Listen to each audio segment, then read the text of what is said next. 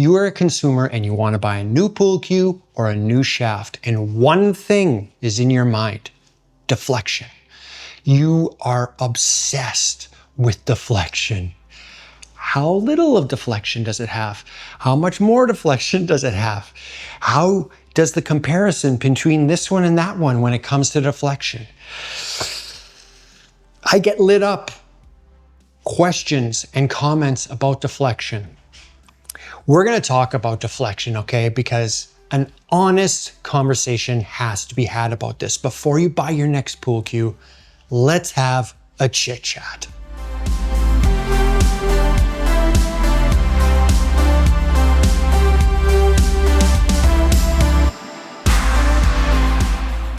Welcome back to the channel, everyone.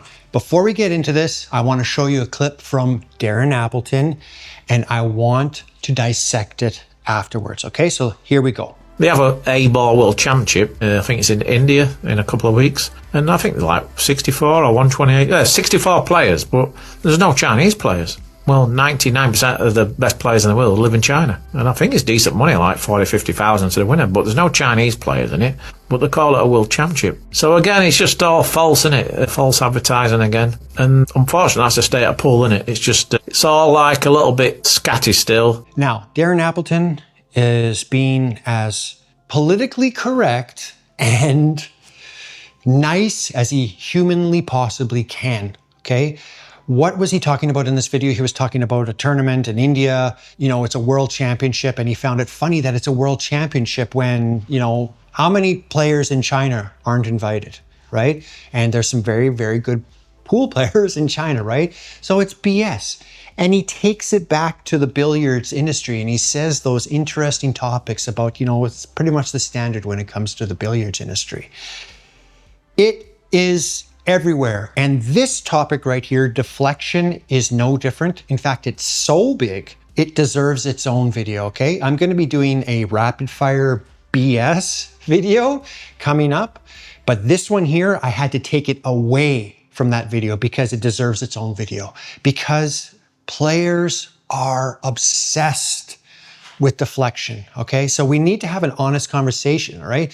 Whether you're a new player and you're thinking about buying your first cue, or if you're an experienced player and you want to buy another cue, we're going to have a good, honest conversation, all right? Now, I have 3 pool cues in front of me. This right here, well, both these are JFlowers cues, and this is a Hubler, okay? Let's start with the Hubler. This one is 30 years old, okay? That shaft is a maple standard deflection shaft, okay? This is a JFlowers classic carbon fiber shaft, okay? So 12.5 millimeter. This, on the spectrum of JFlowers cues and low deflection, this is a low deflection shaft. However, it's on the lower end of the scale. This is an SMO wood, okay? This is an SMO product, right? There's the carbon and the wood. And this is supposed to have the least amount of deflection, okay? Different technologies. Maple wood, carbon fiber, hybrid. There's a carbon fiber tube that's in here the whole way, except for the end that's hollowed out a bit. And then it's in maple wood, okay? So that's a hybrid technology. Lots of companies have this type of technology too. They all hit differently, and we'll talk more about that, okay? Now, not too long, well, yeah, a long time ago, a few years ago now, I did an SMO video, okay? And a couple gentlemen reached out to me. I'm gonna throw their names and the link of the video that they referenced in the description, okay? I want you guys to check that video out after watching this one, okay? They basically opened my eyes to the fact that when players do this, and you'll see this in cue review videos, right? So they got, and they say, oh, this is a very low deflection. So they put the cue ball in the center there, and they're going to, you know, aim for the center diamond, and they're gonna put lots of inside or outside, depending on what you're looking at, and then they're gonna shoot it. Oh, wow, look, it hit that diamond there, all right? Oh, I'm gonna hit it a little bit. They're gonna hit it hard. They know enough to hit it soft, and then they're gonna hit it harder. Let's see how that is. Wow. Okay, this shaft has very low deflection. What have they told you? That's the question I'm asking you right now. What have they told you? The answer to that is nothing. Well, nothing important, okay? They've told you that they can do something, right? They've also, I mean, if you watch them, they've also told you some errors in their fundamentals, right? But they haven't told you anything for you. And you're the consumer, you're the one that's gonna go out and buy a new cue, okay? You're not doing research for them. That's why I generally don't do that test when I review a cue, okay? I did a short not too long ago where it was, I called it zoning in, I think it was the SMO with a specific tip. I'll put it up there, right? But that's me, you know. Players like to throw a ball here, right? And this is like a big deal that they put a ball here, and I like literally this is the first shot of the day for me, but I'm gonna try my best, and they just put a bunch of inside and they'll see if they can cut that over. Okay, so I'm gonna try to cut it over. Oh, and then they make it and they're like, wow, this cue has amazing low deflection. See, they haven't told you anything for you. Nothing. Okay, so those two guys, they let me in on a little, well, it probably wasn't a secret, but the fact is, yes, the amount of spin we put on it when it comes to low deflection matters. The weight to which we hit it, whether we hit it softly or we hit it hard, is going to affect how it squirts and how fast it comes back to the line, right? But the thing that I really wasn't concerning myself with, and I should have, was bridge position, okay? And there's a few videos out there that they're actually showing, and the video that they put out, they really go in depth on it, where the deflection is greatly affected by bridge position, okay? So whether you're short bridging it or you've got a long bridge, those are infinitely more important statistics or ways of measuring deflection that no one really talks about. So having a guy go and throw his, oh my God, that's low deflection, that's great. It's not telling you anything. So what I did is I took these three shafts, and I want you to take the time to watch this little montage that I did. I went down to Racks at Pool Hall here in Edmonton. It's our newest pool hall, it's a beauty. And went on a 9-foot. I wanted that little bit of extra distance to really accentuate my point here. And then we're gonna have a little chit chat afterwards and talk about the findings. All right, down at Racks, beautiful pool hall in Edmonton. Now, I want you to take a look at something here. This is the SMO wood with the Tournament Slayer tip, okay? Now, I am bridging at 14 inches here, okay? And I hit it softly. Cue ball goes into the pocket. Notice that the horns I've got marked too. It's a little bit deceptive, so I had to mark it. So if you see the ball that I hit, do you see how it rattled? How it hit that one horn and come back? Just be aware of that the whole time, okay? So the SMO actually, one of the lowest deflection shafts on the market, maybe I mishit it a bit, but at 14 inches, I'm bridging at 14 inches here, which is a very long bridge, and I'm striking it hard, and I'm rattling it, okay? Right? So with deflection, remember, you're not giving it a chance. When you hit it harder, you're not giving it a chance to come back to the line, right? It squirts out. Now look, I'm hitting at 7 inches, okay? This is a short bridge, okay? A soft hit. It actually came back to the line, I think, right before this. I even crossed the side. I want to do it again for you here. Just, oh no, that was a hard hit. Okay, do you see how I hit it hard? And it still went in the pocket at 7 inches. So the bridge matters, okay? So now I'm switching to the classic 12.5 millimeter low deflection shaft from JFlowers, okay? So this has doesn't even have as little deflection as the SMO would. Okay, I'm back at 14-inch bridge, a soft hit, and it goes in, right? So it squirts a little bit right away, but then it comes back in, right? Gonna hit my second one at 14 inches. I hammered it and it goes. Interesting, right? Interesting. So now I'm going to go and to the 7-inch mark here. Okay, so I'm shortening up the bridge, right?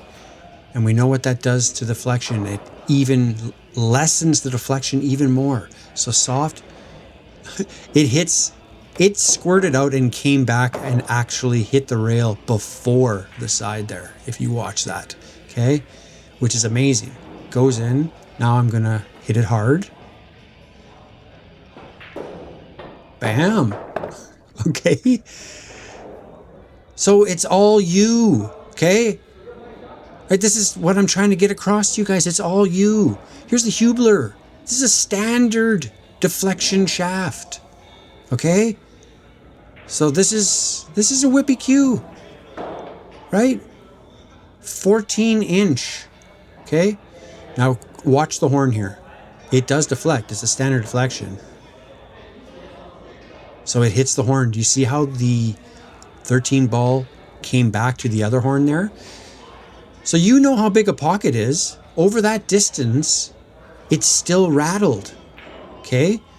So what I'm trying to say here is, it's you.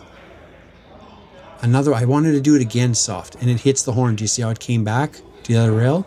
So obviously it's deflecting out. It is a standard deflection. Okay, but it's only deflecting out over that distance, and it's still hitting the horn. Okay? So let's hit it a little bit harder. Okay, now 14 inches, and we're going to slam this one now. It still hits the horn. Okay, so this is a consistent shaft. This is a very consistent shaft. The nice thing about this test too here is you can see how parallel I am to that rail and how far over I am using English. But you can see 14 inches, it squirts over pretty good, but it's still rattling. That's the insane thing, okay? Now I'm at 7 inches. 7 inches. We know what this does, right? Shortening up the bridge lessens the deflection. So look at that. Okay? This is a standard deflection shaft. I wanted to do it one more time just to show you, okay? Here's soft. Isn't that amazing? Isn't that amazing?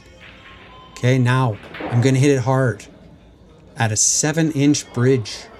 Okay, with a standard deflection shaft. I should not be able to make this. Wow, I made it. Do you see my point? Do you see how important you are to this equation? This is what I'm trying to say. Where do you bridge it? What are your fundamentals? Insane. Okay? You matter. Those results surprise you at all? That's my question to you, okay?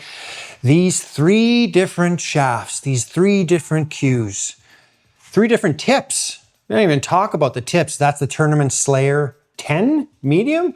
That's a Town Fusion. And that's a Ultra Skin Super Soft made for Earl Strickland back in the day, okay? What did it tell you? What did that montage tell you? This is what I'm going to tell you. This is my takeaway, okay? We're dealing with spheres, okay? And millimeters matter. And you're going to say, well, hold on. Well, then deflection really does matter. The point of this video is that, yes, millimeters matter, depending on the distance, right? For example, here, millimeters don't matter as much, right? You're this close, you can really cheat something. Okay, that's the game, right? Cheating pockets is the game. This, millimeters exponentially matter, okay? So because the distance of the object ball to the pocket, if you're just a few millimeters off over that distance, you could rattle it, right? Or you could miss badly depending, okay? So yes, deflection matters, except it only matters to how you are as a player. That goes to your fundamentals, okay? It goes to your preferences, and we're all different, okay? So I've said this in videos before, you know, I'm a movie guy. The Matrix, Neo goes to see the Oracle for the first time and she points above the door. And that Latin saying there was know thyself. It's not easy for you as a beginner to truly know yourself. You don't know yourself. You're still learning the game. So my one recommendation to you is like, do not blow your brains out spending a lot of money, right? Don't buy a super expensive cue. And personally, I would say don't even buy a low deflection cue. Learn the game. Enjoy yourself, okay? Don't get caught up in the marketing. And that's what Darren Appleton was saying at the start too, is like, you have to watch yourself. So you as a consumer, you're buying a cue, you're gonna go to a web page, you're gonna watch YouTube videos. Hopefully there's a video review on the cue that you wanna buy or you're interested in. Take it with a grain of salt. Go to the website. I'm not gonna name any names, right? But just read the verbiage, okay? Ask yourself, well, how do they know that? How do they know that, right? I had an interesting conversation just yesterday with Massey Canada on this one. Like I said, I have a Tournament Slayer 10 tip and they have a new 8-layer tip coming out and it has different characteristics. And I commented, well, how do you know that? And to their, kudos to them for responding within minutes. And they gave me a reason why they feel it's got the different characteristics. I think it was more power. Right? And they gave me an interesting answer about the dyes that they use. So, okay. Do I treat their answer as gospel? No way. No. I'll try it for myself. I told them, great, I'll experiment. I'll get Darcy to throw it on and hit with it, right? I don't know if it's going to be right or if it's going to feel that way for me. Perception is an insane thing and it'll override a lot of things. We've talked about this before, right? So anyways, I wanted to get this out here because I continually see these things. If you go to a person's website or a cue maker's website and the verbiage and like the power and the characteristics, and it's like, really? How do you know that? It's these unsubstantiated claims, and it is marketing. These companies want to sell their product. I'm not saying they're liars. I'm just not saying that everything that they say is truthful. That's the nice way to say it, right? It really, in the end, doesn't matter.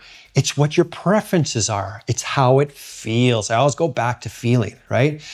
I want to reference a video that came out years ago. JFlowers did it. And I'll do a declaration. I'm a JFlowers ambassador. I don't care if you buy their products. It doesn't matter. It's my job just to try to get them out there and show you what I'm feeling. I never recommend it. The only thing I recommend is that you try as many products as possible, right? But you might like the way a JFlowers hits. That's why I signed up with them, because I used their products anyway, okay? But they did a video where they actually had a robot arm, right? The story there was that they brought in an independent contractor. So you've got a robot. It's got consistent power, consistent English, a consistent tip. Maybe they had different tips, which would have made a difference. But in all, it's basically as consistent as you could possibly get. Because even me in that video you saw, I'm not a robot. I tried my best to hit them at the same speed and the same amount of English. I mean, shooting them on the side rail, this rail doesn't lie. It's straight as an arrow, right? You know, in fact, creators on YouTube, like, I think I saw Thomas do this over on Not So Serious Billiards, and it's fantastic. Bring it over here. Show the deflection over here. Don't show it over here. That doesn't tell us anything. This at least tells us a little. Not much, but it tells us a little bit more than this. In any event, that robot, and it came to the carbon fiber SMO being the lowest deflection shaft. Does that mean you should rush out and buy an SMO carbon fiber shaft from JFlowers? No, right? At this point in the video, and after everything that I've said, does that mean you should do that? No.